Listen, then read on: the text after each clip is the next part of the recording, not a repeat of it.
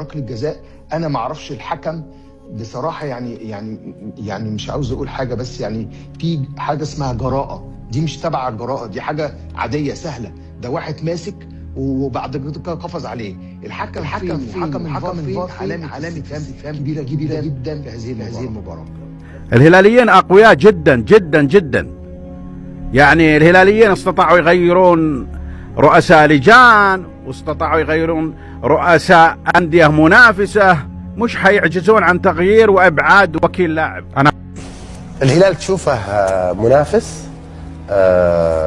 منافس شرس، منافس ما تتضايق لو شفت له أيام صعبة شوي.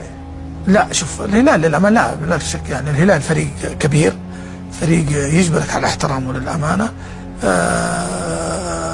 لكن انه ومنافس قوي بلا شك داخل الملعب وخارج الملعب، ويمكن خارج الملعب اكثر من داخل الملعب.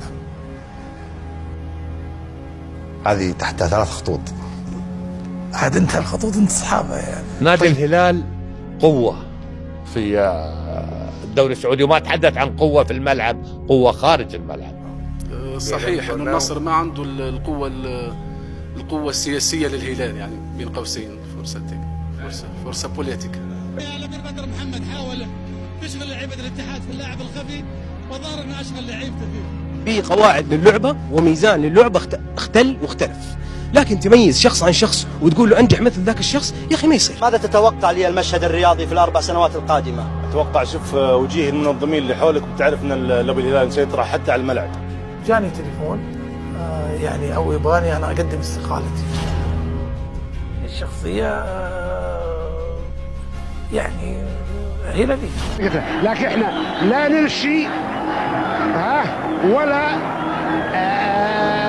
نتآمر على أندية ولا تصرف الخير الرياضية. النصر على تاريخه وهذا كيقول، واللي اعتمد ليه زعلان؟ لأن الرياضة يجب تظل رياضة، المنافسة الشريفة يجب تصير منافسة شريفة، ما هو بالرشاوى والبخاشيش.